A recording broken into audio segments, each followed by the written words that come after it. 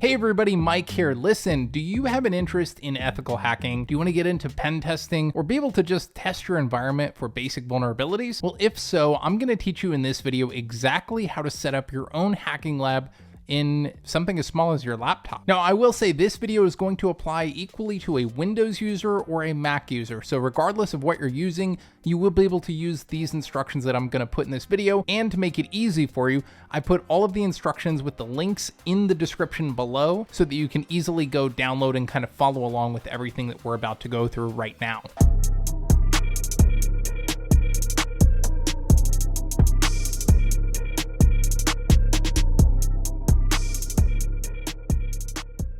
So what is a hacking lab? Well, really, it's a place where you can have an attacker VM or virtual machine. So you can have basically an operating system operating inside of a virtual machine. And then you can also have an attacker system. You can have something that you can attack safely in your own lab environment so that you can learn how to hack. You can learn the techniques, the tactics, the tools, and you can do it again in a safe place, ideally in something as small as your laptop, like we just said a couple minutes ago. All right, so that said, let's jump right into it. This is gonna be really awesome. All right, so here we are in Google. Now, the first thing you're gonna need is going to be VirtualBox. You can use other virtualization tools. So this is basically a virtualization platform for either Windows or Mac. And this will let you essentially run virtual machines inside of your computer.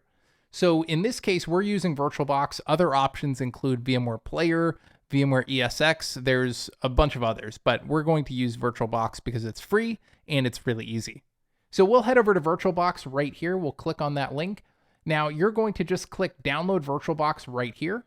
And from here, you'll just pick one of the platform packages that apply to whatever operating system you're using. I'm using Mac, so I will click that. Obviously, if you're on Windows, you can just click that. All right, so with that downloaded, the next step is we're going to install VirtualBox. Now, I went ahead and already installed it, so once you've installed it, it's pretty straightforward. It's kind of just next, that kind of thing. But once you've done it, you want to fire it up and just make sure that it opens up. It should look something like this.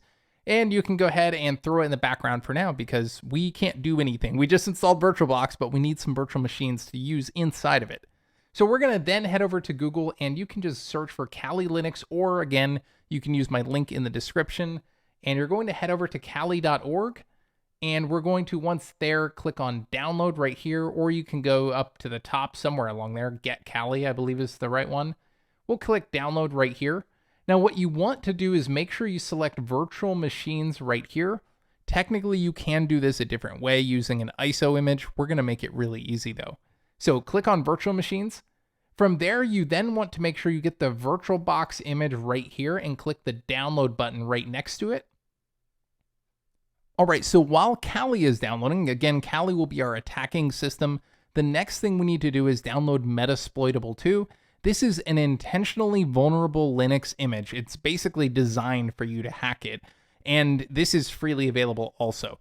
Now you can get a bunch of different types of these. You don't have to get just this image, but this one makes it really easy when you're starting out. So to get that, we're gonna head over back to Google. We will search for Metasploitable 2, or again, follow the link I gave you guys. From there, we're then going to go to the Rapid7 link right here. We'll click Metasploitable 2. And from there, if you scroll down, it'll give you a couple of options. It'll say Metasploitable 2 is available at, and there's a couple of links. Now, technically, you can find these from Google. In fact, I think in our search results, it was below the one I clicked, but I like to come to the official site first. So from there, I'll click on the SourceForge link, and then all you got to do is hit download here. And this one, I believe, is about 800 megabytes or so. I might be wrong. We'll find out very shortly. It is, let's see. Yeah, 825 megabytes. Man, I'm good. That was pretty good. Not that it means anything, but it was pretty good. All right, so now that we've got those 3 files downloaded, so we got VirtualBox, we installed it. We've also got Kali, and we've also got the Metasploitable VM as well. So let's go ahead now and open up VirtualBox, and we'll go ahead and throw that off to the side. Now, the first one I'm gonna start with is going to be Kali. So you wanna go ahead and unzip that with whatever tool you have. It is a 7-zip file in this case, so I will just open it up and let's just unzip that. Pretty straightforward again, regardless of whether you're on Windows or Mac. From there, let's go ahead and extract that. So that'll take a minute. And we can actually, while we're there, we'll do the same for Metasploitable as well. That's a zip file. So let's go ahead and extract that. If you came here and you find these videos helpful, definitely do me a favor and consider subscribing. I've been doing YouTube now for 3 years, pretty consistently, over 100 videos in those 3 years, which is, I guess, not that good, but I try. This is taking forever. Am I that pale? Really? Ugh. I look rough. All right, so naturally, as soon as I paused the video, it finished. So let's take a look at what we have here. So we have our 2 folders, Kali Linux and Metasploitable 2. Now let's start with Kali Linux. So if we expand that folder, because we downloaded the VirtualBox version of Kali Linux, we can actually drag it directly into VirtualBox right here. You see that little plus sign. If I let that go, it already says, other than asking for permissions, which you shouldn't get this on Windows, maybe you will. From there, though, it drags it right into VirtualBox, which we could also, by the way, just open this up with VirtualBox since it's got the VirtualBox extension. Either way, it's opened it up in VirtualBox. Now, before you power this on, my strong advice is click on the VM and go to Settings. From there, go to Network, and you will want to switch this to Attached to, and I switch it to Bridged Adapter. What this means is basically that the Kali VM will appear on your network. In my case, you see it says Wi-Fi. This will appear on my Wi-Fi network as its own system, meaning it will get its own IP address. In my opinion, this is the easiest way to do this because it ensures that the Kali VM has access to the internet so I can download things that I might want.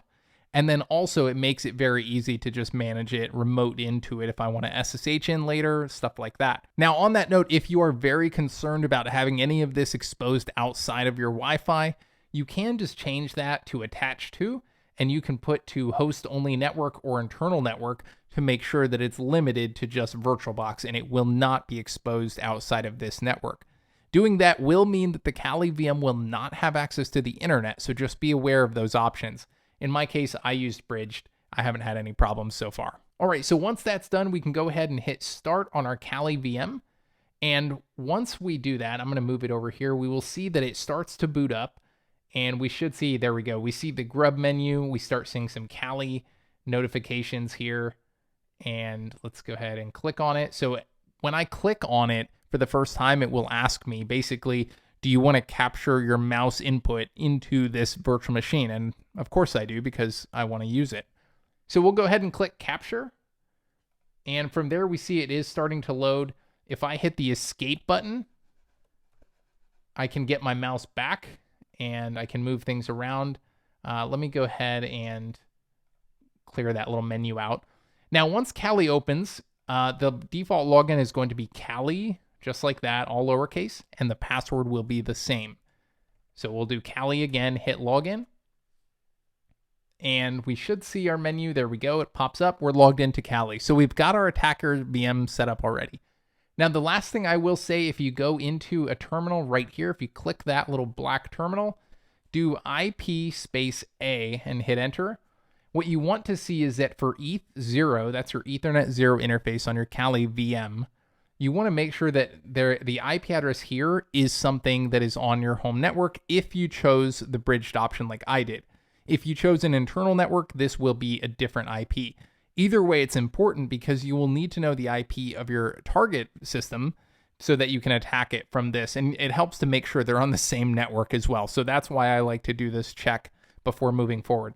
Either way, it looks good. So let's go ahead and minimize Kali for now, and let's focus on Metasploitable. All right, so now that we're done with Kali, what we want to do is create a new VM inside of VirtualBox for Metasploitable. We are doing this one a little different than Kali because we didn't have a VirtualBox image for Metasploitable. So what we're going to do is create a new VM. We'll click New right here, and we'll give it a name. I'll just say Metasploitable 2. Very, very original. And then from there, I will select type. We'll just select Linux, and I'll just say Debian 9. It doesn't really matter. This is just deciding how much resources you're going to get. As long as you get something in the ballpark, you should be fine. Select a relatively newer version of Debian. You'll be okay. From there, let's go ahead and hit next.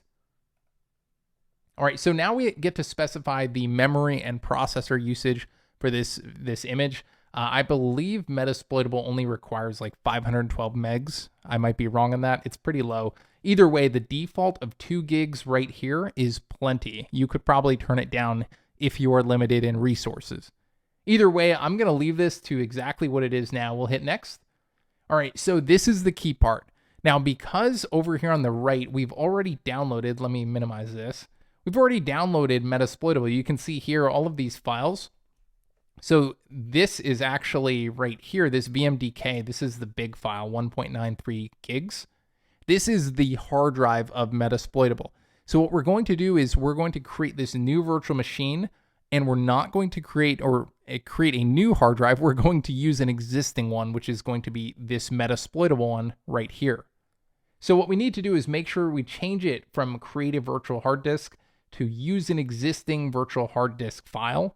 Then all we have to do is click this button right here, and we're just going to basically find that Metasploitable VMDK. So I'll just move this over here so you can see the name. So that's what I'm looking for right there. If we hit add right here on the dialog, we can then go to, let's see, I guess we'll go to my desktop. I think that's where I have it at. If we can find it, let's see. That's how you know this isn't scripted, because I had no idea where it was at. Okay, so if we go in this folder right here, so I don't know if you're seeing this, but I actually can't select the directory I need. It's right there. Oh, there we go, and now it's working. Anyway, we need the VMDK, but it's actually not letting me select it. Maybe let's see if that'll work. That's the file you need, though. That's the one we're trying to select. Let's hit open and see if it works. And it did. Now, I will tell you guys, I have installed VirtualBox and Metasploitable several times. Never had that problem before. So just be aware of that. It did look like it worked, though. So it will show up here not attached. That's fine. It will attach it during this process. So from there, let's go ahead and hit choose now that we got that file selected finally. Then we can go to next. All right. Now we have the option to review the installation. Everything should be good as long as you followed the instructions or followed along with me and didn't freak out too much when you couldn't select the file. We'll hit next. Okay, so now that we've got that done, the Metasploitable VM is here and it's powered off. Now, again, just like we did with Kali, I would recommend that you go to settings on that VM, go to network, and change it to attached to bridged adapter. Again, totally your option. If you want to do an internal only network, that's perfectly fine. I like to select bridged because most of the time when I do my hacking labs and my laptop, I spin them up, I'll do something for a while, maybe I'll keep it around a week or two, and then I get rid of it. So that's what I'm going with. We'll hit OK. Hey, there's one more thing I want to throw out there that I thought about after I finished filming this video, and that is don't leave your Metasploitable Linux system running on your home network or work network or anything else longer than you absolutely have to. It should be pretty clear, and I think most of you probably already know this, but I do want to throw it out there because I know I'm going to get a comment about it. So don't leave it running. Do what you got to do, hack it, destroy it, have fun. But when you're done, I definitely recommend you shut it down or you do it completely on an isolated host-only or internal network. All right, that's all I got. Let's get back to the video. All right, from there, select the VM. We can either right-click on it and go to Start. We can do Normal Start, or you can just go to the Start button right here. Let's hit that. All right, so now that we have Metasploitable installed and we've got Kali installed, the next step is to just make sure we can ping between them. So the first thing I like to do is actually go inside of the Metasploitable VM and do an IP space A, like that. And just make sure that the IP address there under ETH0, which mine is 192.168.0.51, make sure that we can ping that from Kali. So if we go into Kali, you can launch a terminal right here. If we go in here and we now say ping 192.168.0.51, what we're looking for is exactly what we see here, that we do see results. It is pinging. That means at this point, you are free to hack away between your VMs. So that's all there is to it. I hope this was helpful to you guys. You got your own hacking lab to play with now and learn more about ethical hacking, pen testing, cybersecurity, whatever you want to call it. So from here on out, definitely consider subscribing because I'm going to have a lot of videos building off of what we just did today. So that said, until next time, stay safe. I can't talk. Stay safe and healthy until next time. And most importantly, stay nerdy.